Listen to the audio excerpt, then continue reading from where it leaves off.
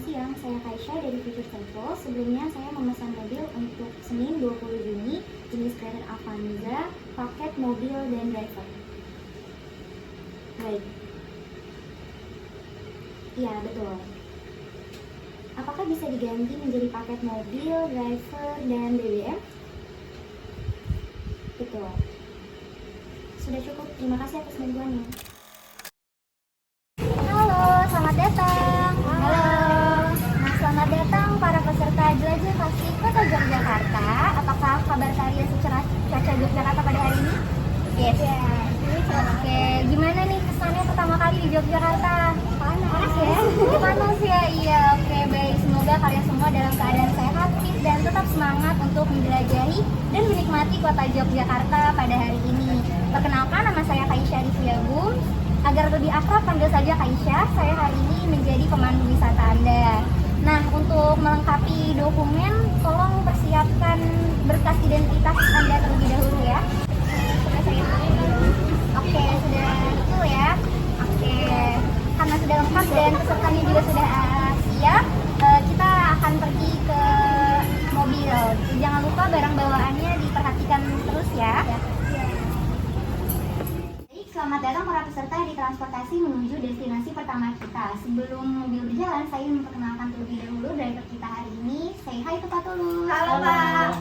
Oke, nah perjalanan jelajah zaman klasik Yogyakarta ini tuh akan membawa Anda merasakan menjadi salah satu warga kerajaan. Wah, mulai dari melihat transportasi keraton, mengunjungi tempat peristirahatan raja, dan mencicipi makanan yang disantap oleh warga keraton, yaitu dengan mengunjungi Museum Kereta Keraton, situs Warung Boto, lalu kita akan pergi ke Balai Raus Resto. Nah, membeli juga oleh-oleh nih di kawasan Malioboro, karena tidak lengkap rasanya ke Jogja tanpa Malioboro ya Kak. Nah, kita telah sampai di destinasi pertama. Sebelumnya mohon maaf, ternyata untuk Museum Kereta Keraton dipindahkan katanya menuju ke Keraton Raja Yogyakarta, sehingga kita akan memasuki wilayah Keraton.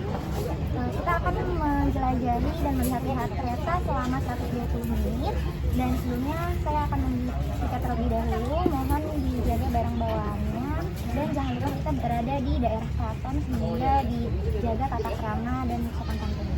Sebentar ya, boleh ditunggu di tempat duduk terlebih dahulu.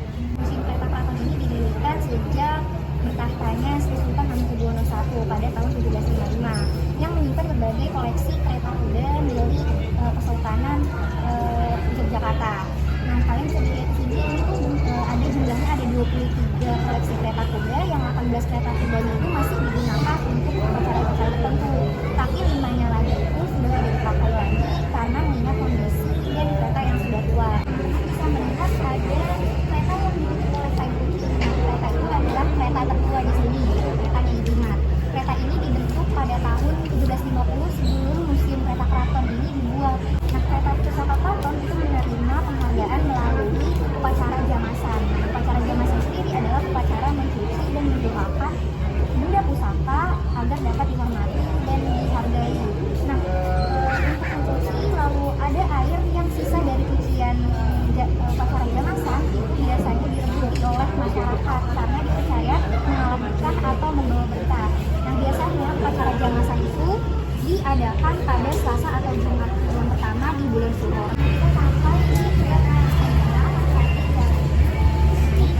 Oke, nah kalian bisa lihat di sini kereta ini adalah kereta yang termewah di Museum Kereta Keraton dan dibentuk pada tahun 1861, diberikan oleh Belanda untuk Kesultanan Yogyakarta. Nah, di atasnya kita bisa melihat ada mahkotanya. Mahkotanya itu dilapisi oleh emas 18 karat. Nah, uniknya kereta ini hanya ada 3 di dunia, yaitu di Belanda, Indonesia, dan Inggris. Di sini, aduh, kenapa? Sakit. Kenapa, Gis? Aduh, sakit. Aduh. Baik, Mbak, sebelumnya sebentar dulu, coba saya lihat terlebih dahulu ya. Apakah masih sakit? Gak apa, yuk jalan aja. Udah mendingan. Gak apa. Yuk, tahu situs Taman Sari yang ada di Keraton? Iya, tahu. Nah, seperti arsitektur atau desainnya itu sama persis kan seperti yang di Taman Sari. Nah, Warung Boto ini memiliki dua nama, yaitu Pasanggerahan Rejowinangun dan Umbul Warung Boto. Nah, jika kita lihat dari arti Pasanggerahan Rejowinangun ini artinya bangunan atau tempat istirahat yang dibangun di sekitar masyarakat ramai. Lalu sementara Umbul Warung Boto memiliki arti tempat sederhana yang terbuat dari batu bata yang tersusun elok dan memiliki sumber mata air yang cantik. Di sini apakah ada pertanyaan? Boleh tanya? Boleh dong. Kalau tempat peristirahatan, kenapa letaknya jauh dari keraton? Nah, terima kasih atas pertanyaannya. Pertanyaannya sangat bagus. Jadi alasan Sultan Hamengkubuwono II ini membuat Pasanggerahan jauh dari keraton ialah tempat ini untuk beristirahat dari keluarga intinya. Jadi biasanya di keraton, misalnya seperti Taman Sari, itu tuh kerabat-kerabat jauhnya juga bisa beristirahat di situ. Sebenarnya ada perbedaan pendapat nih mengenai tempat ini. Jadi ada yang mengatakan bahwa tempat ini itu untuk selir-selir raja yang berada di sini. Jadi tempatnya bersembunyi. Tapi ada juga yang sumber lain mengatakan bahwa ini untuk keluarga intinya. Jadi perbedaan pendapat itu yang membuat ceritanya menarik gitu di sini. Itu. Nah, di sini juga terlihat ada benteng-benteng yang mengelilingi situs Warung Boto. Ini untuk tempat Sultan melindungi diri apabila ada serangan dari musuh. Biasanya serangannya itu dari keraton dan dilarikan ke sini. Baik, kita akan ke kolam terlebih dahulu. Kita akan turun. Dua ya, bentuknya beda nih. Ada kolam yang bulat, ada juga yang persegi panjang. Nah, yang bulat sendiri memiliki tempat pencuran air dikarenakan tempat ini tuh pertama kalinya ditemukan sumber mata air oleh Sultan Hamengkubuwono II. Nah, di sini terdapat kegiatan yang dianggap mistis oleh masyarakat, yaitu tempat untuk mandi Sultan dan Permaisuri dan anak-anaknya ini suka diberikan bunga warna merah dan putih sebelum kolam digunakan. Nah, biasanya disebut sebagai sesaji dalam ritual. Namun hal ini tuh tidak dibenarkan oleh beberapa ahli karena bunga mawar biasanya hanya digunakan untuk wewangian saja atau memberikan aroma-aroma wewangian gitu ketika berendam. Nah, sebelum pergi ke atas kita lihat-lihat ruang-ruangan yang untuk digunakan tempat beristirahat keluarga ini terlebih dahulu. Taktiknya juga dari Sultan Hamengkubuwono I, yaitu ayahnya dan juga anaknya sendiri Sultan Hamengkubuwono II. Kalau kalian ingat dulu sejarah dari Perang Yogyakarta, Belanda itu dapat dikelabui oleh lorong-lorong bawah tanah atau taktik politik bawah tanah dari Sultan Hamengkubuwono II. Nah, di sini dulunya sebagai bangunan pengimanan atau masjid dari Sultan Hamengkubuwono II. Di sini tempat beliau bermeditasi. Mohon berhati-hati ketika menuruni tangga ya. Sekian kilas sejarah dari situs Warung Boto. Anda dapat menikmati dan menjelajahi situs ini selama 30 menit dan kita akan kembali lagi di pintu masuk ya. Selamat berjalan-jalan. Halo, dengan Kaisha dari Future Travel. Ada yang bisa dibantu?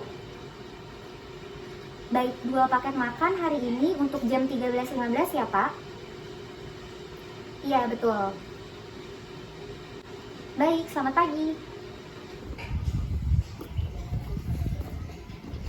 Kita telah sampai di Balai Laut Resto. Peserta dipersilakan untuk makan siang dan beristirahat selama 60 menit. Nanti kita akan memulai ke destinasi selanjutnya. Kak, Amin nggak kamu fotonya? Boleh, oke. Gimana nih setelah lihat-lihat di teras Malioboro, ada yang bagus nggak? Bagus-bagus banget. Dapat daftar? Oh, dapat ya? Oke, bagus-bagus. Nah, di depan tuh ada pameran. Kalau kalian mau ada gratis nih. Gimana? Tapi aku udah capek banget nih, boleh nggak aku duduk aja? Oh, boleh. Duduk dulu di situ. Ya, aku mau jalan-jalan, gimana dong? Oh, baik. Jadi saya akan mengantarkan Kak Agis terlebih dahulu ke luar. Nanti Anda duduk dulu di sini ya. Nanti kita akan bertemu lagi di depan Pasar Beringharjo pada 16.30. Jika Anda nanti ingin pergi keluar atau pindah tempat, tolong kontak saya ya. Baik Kak, bisa dengar. See you balik. Oke, hati-hati ya. Kita telah sampai kembali ke stasiun. Saya mewakili Future Travel berucapkan terima kasih kepada para peserta telah mengikuti belajar klasik Kota Yogyakarta. Saya berharap perjalanan ini dapat memberikan kesan tersendiri dan pengalaman yang baru bagi seluruh peserta tur. Kritik dan saran akan sangat amat berguna kedepannya melalui review di website online kami atau dari email yang kami kirimkan. Kami akan menunggu kedatangan Anda selanjutnya dengan kerabat dan rekan-rekan untuk kembali menikmati suasana Yogyakarta.